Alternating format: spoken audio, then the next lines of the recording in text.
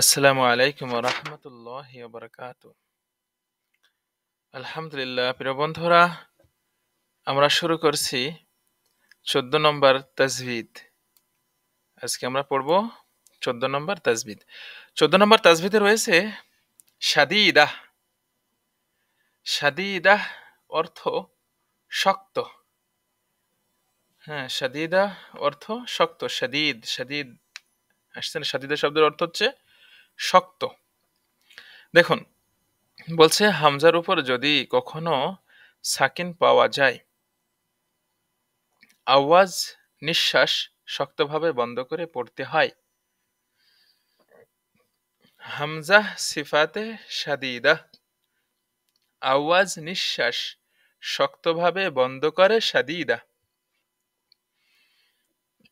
তাহলে শাদীদা অর্থ শক্ত। হামজা, হামজা এবং আলিফ। আলিফ যখন ফ্রি থাকে, যখন আলিফের সাথে কিছু থাকে না, তখন সেটা আলিফ। কিন্তু আলিফের উপর জের জবর পেশ, হরকত তানবিন সুকুন তাসদিদ যে কোনো কিছু একটা থাকলে পারে, তখন সেটাকে আলিফ না বলে হামজা বলতে হয়। তাহলে হামজা, হামজা সিফাতে শাদীদাহ, আওয়াজ নিঃশ্বাস শক্তভাবে বন্ধ করে শাদীদা। এভাবে বলতে পারেন, হামজা সিফাতে শাদীদাহ, আওয়াজ শক্তভাবে বন্ধ করে শাদীদা। ঠিক আছে, এটা সহজ, ইনশাল্লাহ সহজেই বুঝবেন। বা জবর বা, বা লাগবে হামজার সাথে, বা। হামজা সিফাতে শাদীদা, আওয়াজ শক্তভাবে বন্ধ করে শাদীদা। বা পেশ বু, বু লাগবে হামজার সাথে, বু। হামজা সিফাতে শাদীদা, আওয়াজ শক্তভাবে বন্ধ করে শাদীদা। বা জের বি, বি লাগবে হামজার সাথে, বি। এই যে হামজাটা ইয়ার উপরে রয়েছে না, তো এই ধরনের এই হামজাটা যে কোনো অক্ষরের উপর এভাবে উপরে আসে, তো ওই অক্ষর নিচে থাকা অক্ষর উচ্চারণ হবে না, শুধু উপরে যে থাকবে হামজা, হামজা উচ্চারণ হবে। ঠিক আছে, যেমন ওয়ার উপরে রয়েছে, ইয়ার উপরে আছে, তাহলে কি হবে? বি। হামজা সিফাতে শাদীদা, এখানে শক্ত হবে, বি।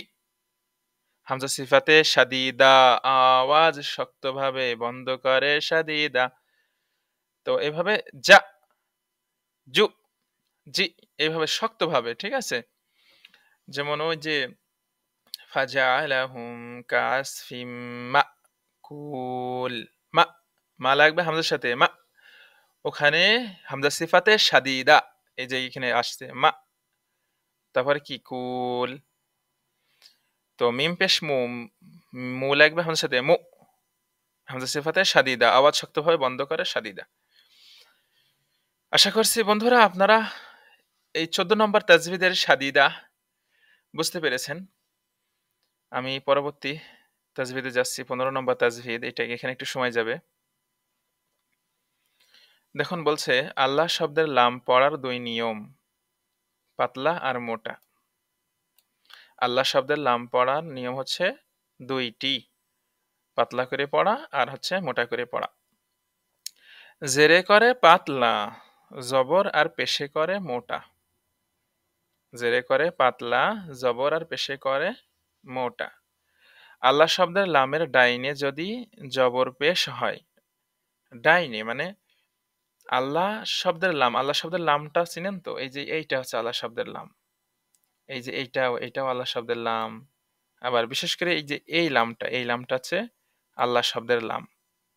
এই যে এই লামটা, লাম লাম হ্যাঁ, এটা হচ্ছে আল্লাহ শব্দের লাম। তো এই আল্লাহ শব্দের লামের পূর্বের অক্ষরে যদি জবর অথবা পেশ হয়, তাহলে আল্লাহ শব্দটাকে ল বলে মোটা করে পড়তে হয়। আর যদি এই আল্লাহ শব্দের লামের পূর্বের অক্ষরে যদি জের হয়, তাহলে লা পড়তে হয়, লা। তো আশা করছি আপনারা বিষয়টা বুঝতে পারলেন। আসুন আমরা ভালোভাবে পড়ি। তো বলছে আল্লাহ শব্দের লামের ডাইনে মানে পূর্বে আর কি, পূর্বে ডাইনে আগে আল্লাহ শব্দের লামটা থাকবে এভাবে। আল্লাহ শব্দের লাম এর পূর্বের অক্ষরে কি আছে ওইটা হচ্ছে কথা। যদি জবর পেশ হয় তাহলে আল্লাহ শব্দের লাম তখন মোটা করে পড়তে হয়। জের হলে লামকে পাতলা করে পড়তে হয়। পাতলা মানে হচ্ছে লা, লা আকারে আকার আসবে বাংলায়। ঠিক আছে? ওই যে আগের নিয়ম ইস্তেলার মতো। মোটা মানে হচ্ছে মোটা, এই যে চাঁদ আছে যেখানে মোটা হবে সেখানে। এই যে এখানেও চাঁদের চিহ্ন দিয়েছে দেখছেন? এই যে চাঁদের চিহ্ন দেয়া আছে। মানে মোটা বলতে হচ্ছে শুধু ল, বাংলায় আকার হবে না। লা আকারে লা বলা যাবে না। বলতে হবে ল। আর যখন জের আসবে পূর্বে তখন বলতে হবে লা। যেমন বিসমিল্লাহ, বিসমিল্লাহ বলতে হবে। বিসমিল্লাহ হবে না, কি হবে? বিসমিল্লাহ। কেন হবে? কারণ ওই যে মিমে জের রয়েছে, মি লাগবে লামের সাথে, এই যেখানে রয়েছে তো মি লাগবে লামের সাথে, মিল জের ঠেকতেছে, এই কারণে এখানে বিসমিল্লাহ হবে। সুবহানাল্লাহ, সুবহানাল্লাহ। এখানে সুবহানাল্লাহ, সুবহানাল্লাহ কেন হচ্ছে? কারণ নুন জবর না, না লাগবে লামের সাথে, না জবর ঠেকতেছে।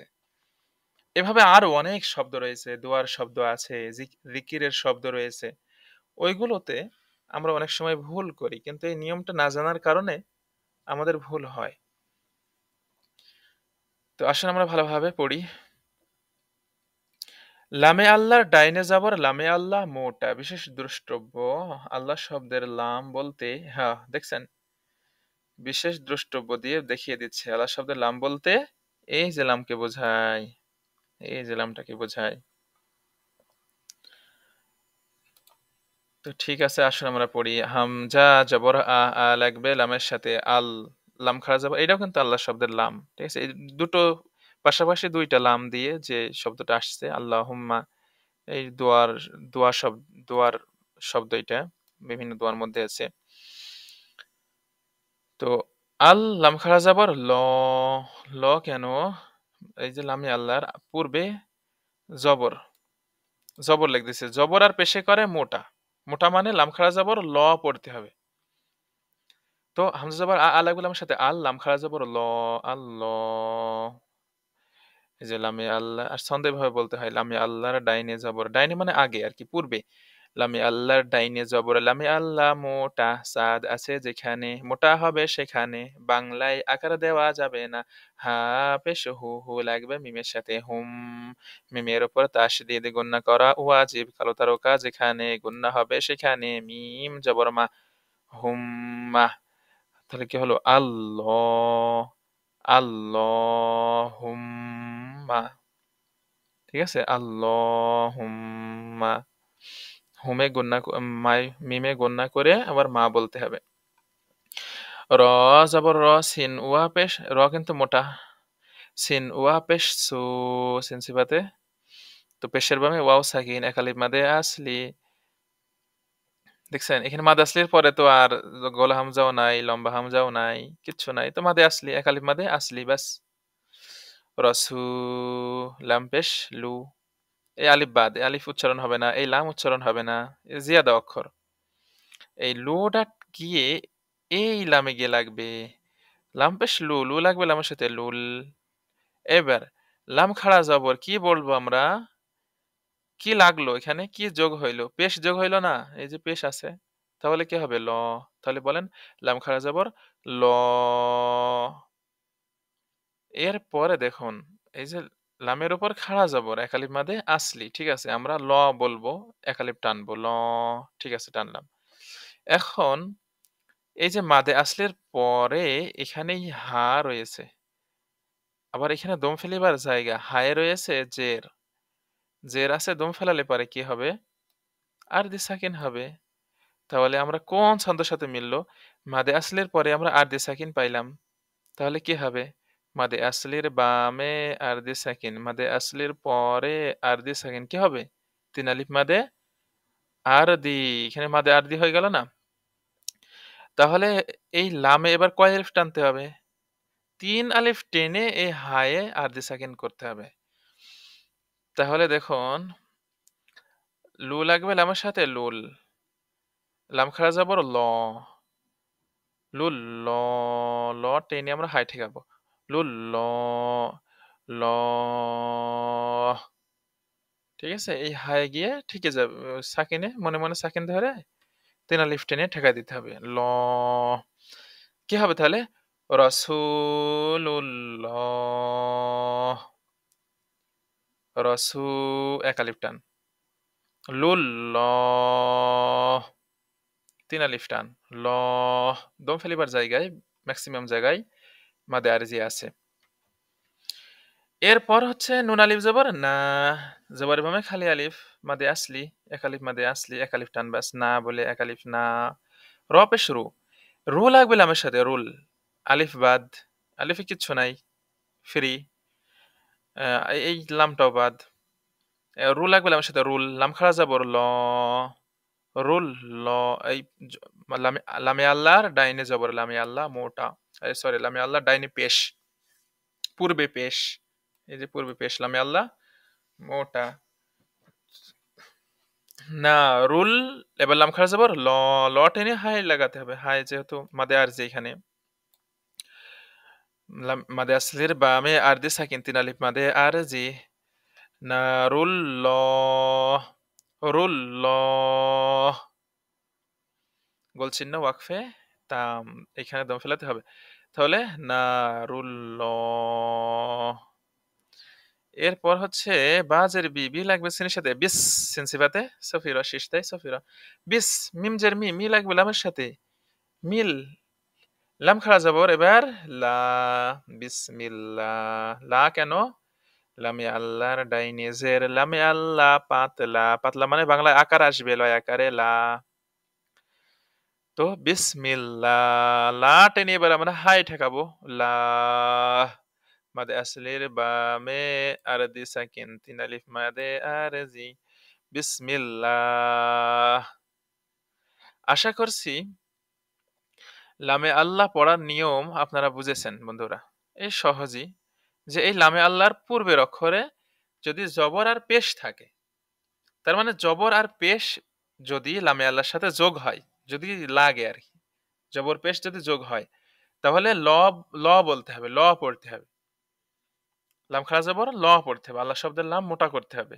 আর যদি জের হয়, শুধুমাত্র জেরের বেলায়, সেখানে বলতে হবে লা।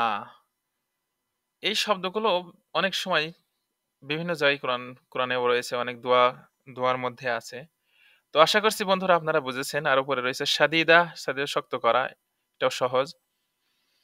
জাযাকাল্লাহু খাইর। দেখা হবে পরবর্তী ক্লাসে।